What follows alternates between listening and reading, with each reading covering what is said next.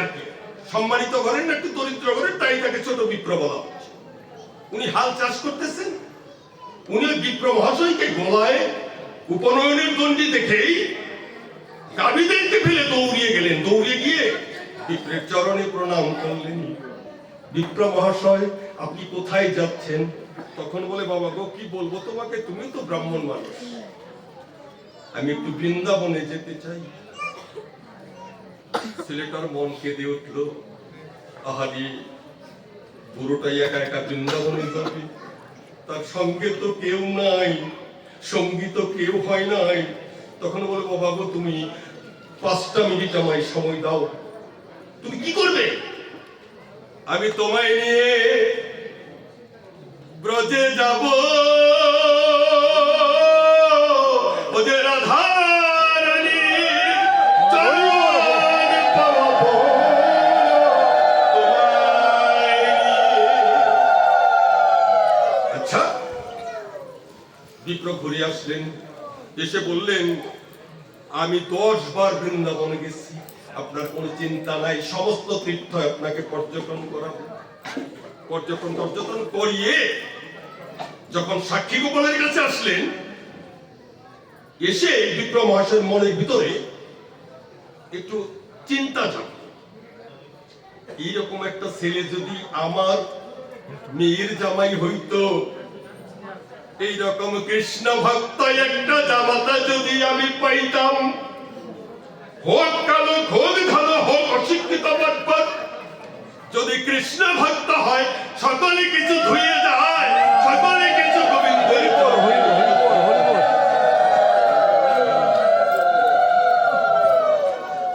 তাই তিনি বলছেন, ছোট বিপ্র, তুমি যদি মনে কিছু না করো বাবা, আমি তোমায় একটা কথা বলতে চাই। বলুন বিপ্র মহাশয়, আপনি যা বলবেন আমি তাই শুনব। আমি আমার একমাত্র কন্যা, দেখতে সুশ্রী সুন্দরী, আমি তোমার কাছে অর্পণ করতে চাই। বিপ্র বলে, এহেন দুর্মুখ কর্ম নাহি করিবে, অবহেলে নিষ্ক্রিয় প্রাণ সক্রিয় না হইবে, আমার জীবন নষ্ট হয়ে যাবে, আপনি কিছুতেই এই কথা ফেরত নিয়ে যান। তখন না, আপনি কন্যা দেব, ইতে কি তোমার সংশয়, জানিও নিশ্চয় কন্যা আমার হয়। ঠিক আছে, আপনি যখন দিতে চাইছেন, তবে যদি দিতে চান, তবে ওই গোপালকে সাক্ষী রাখতে হবে। হায়, তখন বড় বিপ্র গোপালের কাছে হাত জোর করে বললেন, গোপাল, আমাদের এখানে আর কেউ নাই, আমরা দুজনই আছি, তুমি আমার কথা শোনোই, আমার কন্যাকে এই ছোট বিপ্রের হাতে আমি সমর্পণ করলাম।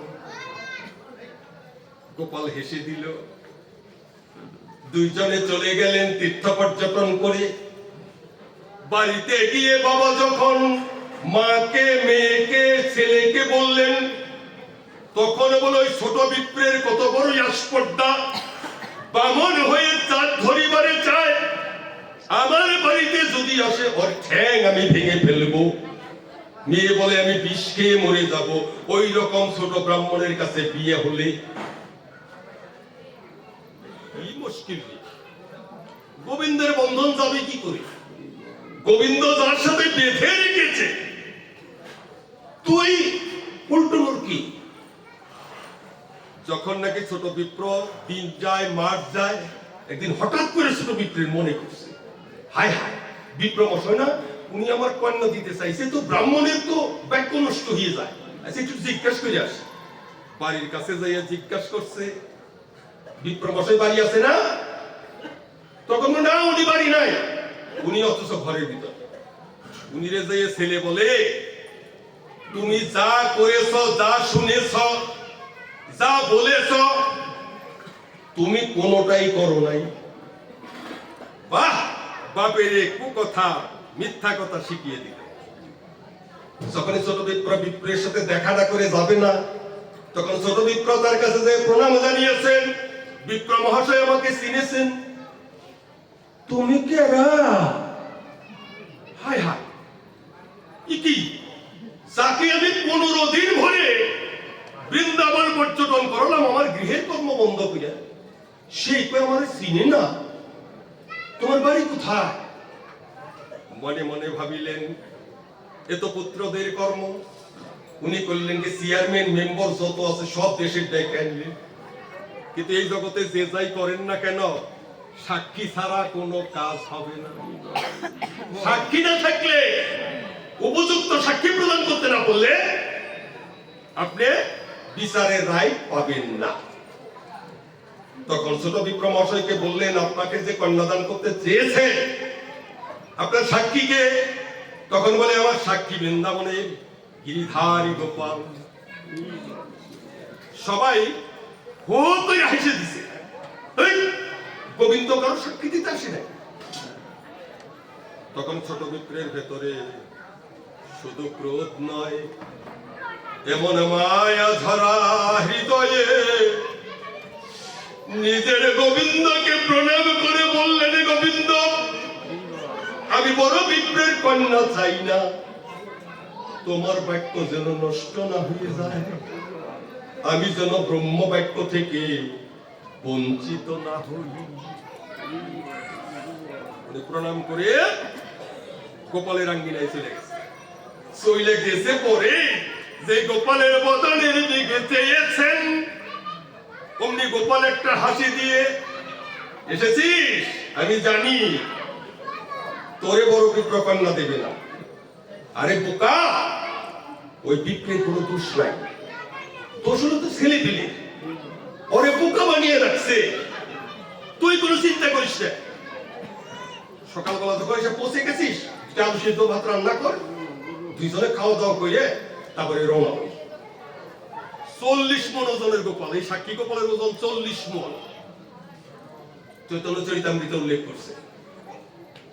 উনি বললেন, আমি যখন যাব আমার পেছনে ওই যে রুনু ঝুনু রবে, বাজিবে নূপুর,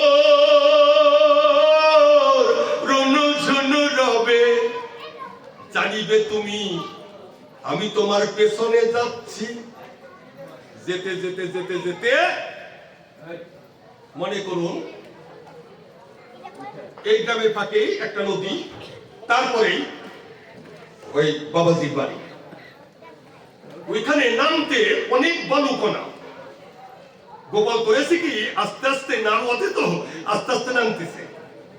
ওই নূপুরের মধ্যে ধুলিকণা আটকে গেছে, আর নূপুরের শব্দ হয় না। বিপ্রহ চিন্তা করে, কি এতক্ষণ নূপুরের ধ্বনি শুনলাম, এখন কেন শুনি না? নিশ্চয় গোপাল আসে নাই। যাকা, আসুক চাই না আসুক, এই নদীটা পার হইলেই তো বিক্রম মহাশয়ের বাড়ি, কোনো অসুবিধা হইল না। আমি পিছনে চাইয়ে দেখি, পেছনে যেই চেয়েছেন, গোপাল চরণী ধরি উঠয় হরি রে, একবার বাহু তুলে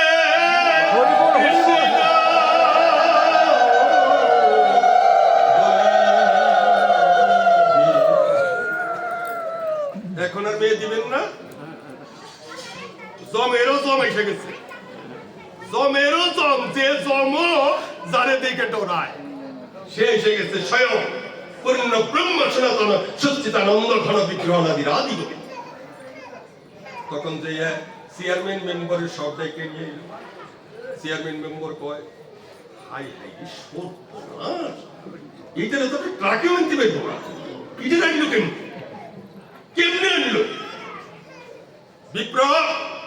বিপ্রের হাতে ধরি কন্যা বলে, বাবা চলো তাড়াতাড়ি, আমি যেন বৈষ্ণব চরণে পরশিতে পারি রে, একবার জয় দাও, হরি বল, হরি বল, হরি বল, হরি বল,